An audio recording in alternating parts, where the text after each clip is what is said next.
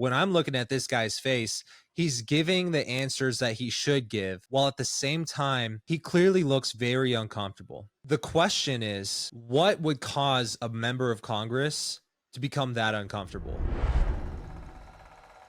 In case you missed it, there was a classified UFO briefing that took place this past Friday, January 12th, 2024. And if you see the faces of some of these people, man, in Congress, that, as soon as they came out of that briefing, they looked like they saw some shit, dude. Did you get a chance to check it out? So just to clarify for the people watching, I believe this is this is the follow-up to the meeting where David Grush and Commander Fravor and Ryan Graves all spoke in Congress. And basically what you're referring to is like they just did like a private meeting, I guess, that wasn't open to the public. And I guess you're going to bring up this clip, but it seems like one of the guys who came out of the meeting, he was trying to play it cool with his answers, but he looked like he was shitting himself. Is that the one you're referring to? Yeah. That's the one. Yeah, he looked like he looked pretty frightened, man, if you ask me. Okay. We got to talk about this. This is the clip. I mean, look, I think that the bipartisan bill came out of a discussion at a first hearing to ensure that pilots have an ability to report UAPs. There right now is no system for pilots or aviation personnel to report UAPs, whatever UAPs may be. And so the bill would actually do that.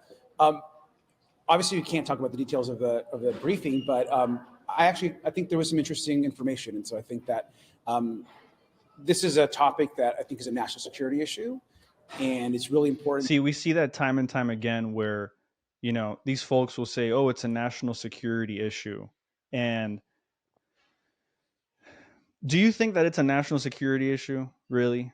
I mean, I think this is the same as when you get athletes who are asked questions about how the game went after the game is over, how they always give the politically correct answer, to where it's almost like they're just repeating what they've grew up watching athletes say on what they should or shouldn't be saying. And so it's almost like a scripted response. And so this is literally politics that we're talking about here.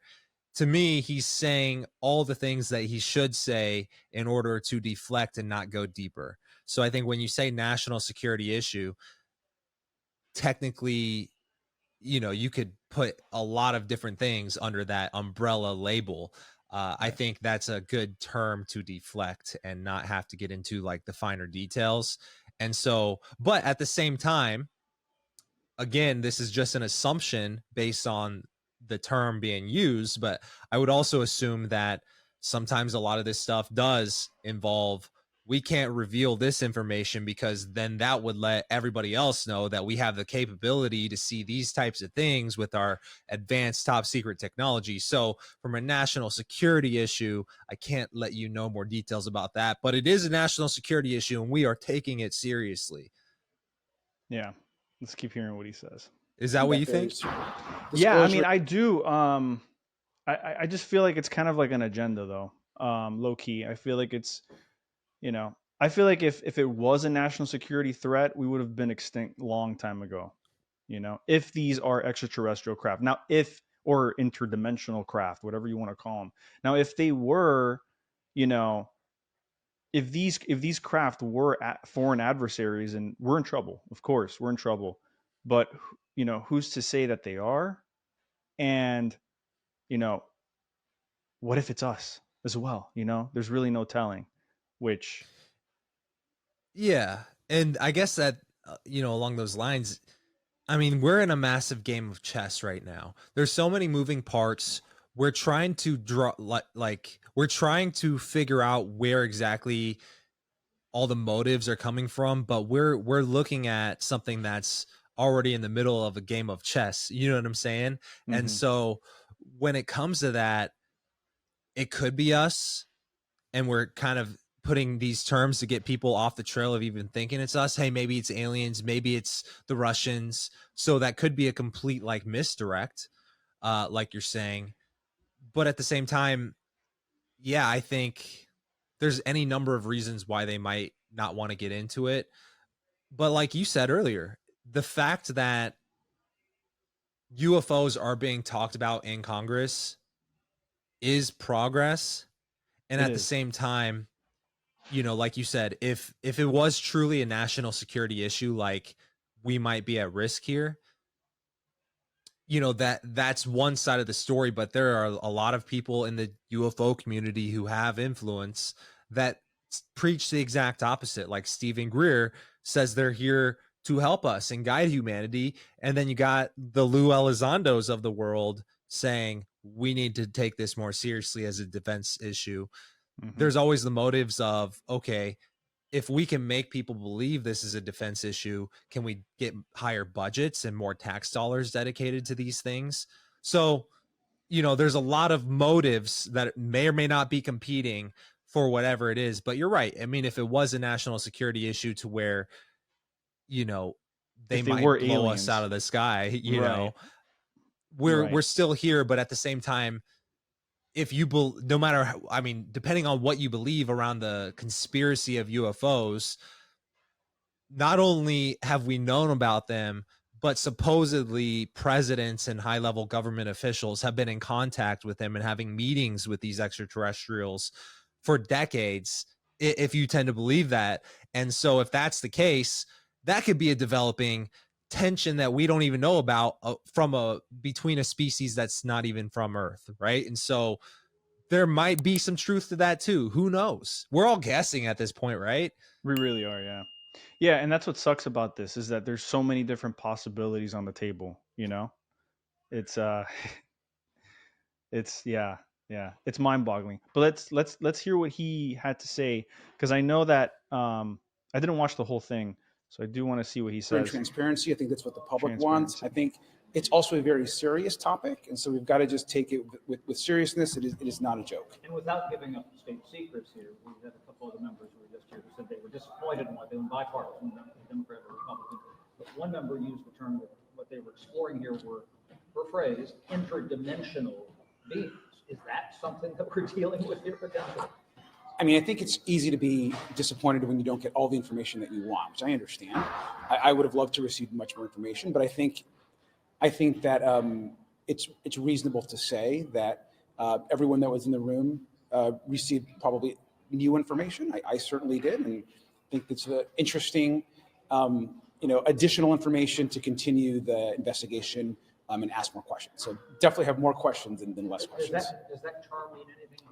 I'm not going to get into any terms. I just think that it's more important to focus on that this is a serious topic and it deserves serious attention. And I actually encourage also members of the media to continue covering this topic. I think that's really important.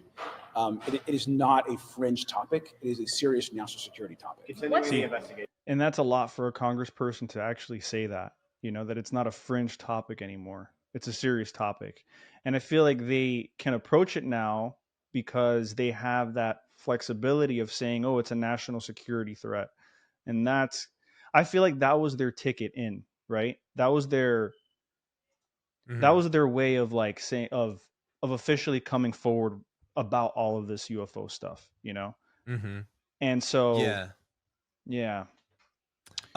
So I guess what I'm curious about though is if you look at this guy's body language, I'm not sure if you or even how many people in the audience are like interested in just like reading body language, but I mean, this has been something that I could almost say I do professionally to some degree because I literally coach guys on how to talk to women. And a lot of that is being able to read women and read people. And so when I'm looking at this guy's face, he's giving the answers that he should give, while at the same time, he clearly looks very uncomfortable, right? he does, yeah. And so his posture, yeah. The question is, and you can pause the video, but the question is, what would cause a member of Congress to become that uncomfortable? And here's why I bring this up. Bring us back full screen, my man. No, you and I. Yeah, there we go.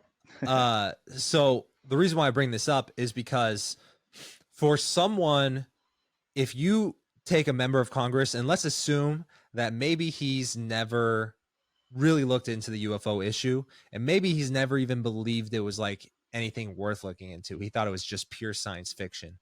Someone like that, who's, you could call them uneducated form of, I'm not trying to call him an uneducated person, but he's like an uneducated prospect on, like, you know, from a marketing perspective.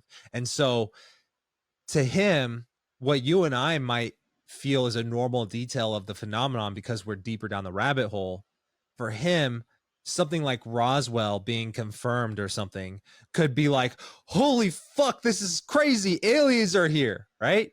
But on the other hand, if he's someone who has been looking into this for a very long time, something that would scare you and I would be something way more drastic than something that would scare someone who's not educated on this topic. You know what I'm saying?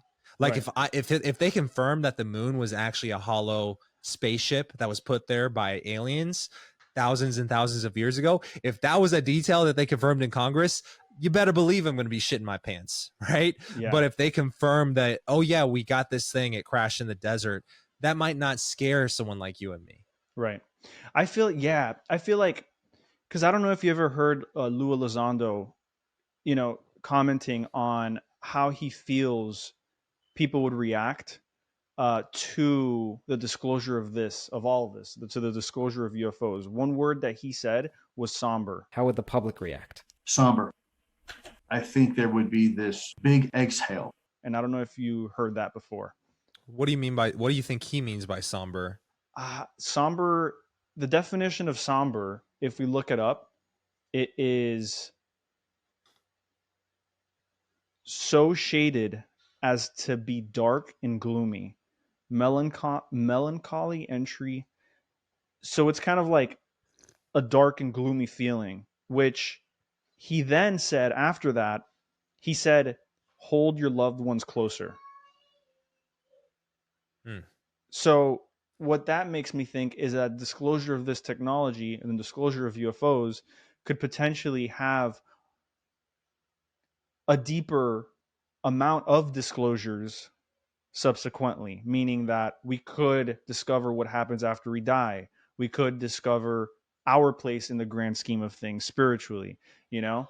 And that's something that maybe that's what these folks learn in this briefing. And I'm not saying that, you know, a lot of these Congress people, and I did watch each of their interviews. I saw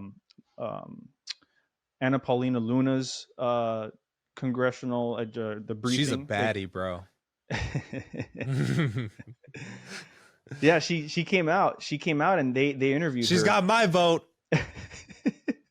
She yeah, she you know, she did touch on, you know, that Grush is essentially validated, you know, that a lot of what Grush said during that first hearing is actually true. And that's crazy. That's crazy. Non-human biologics. Are you surprised Crash though? retrieval Like, programs. as someone who's been looking into this topic for a while, I'm assuming, Mhm. I feel like you were even deeper into the UFO stuff before me. Because before I even started creating content on it, you were one of the followers that I was one of your followers on TikTok, right? So, with that, I mean, are you surprised at non-human biologics? And by the way, I was thinking about this the other day. Yeah. Non-human biologics could mean anything. Yeah. Anything. My dog is non-human and it's a biologic.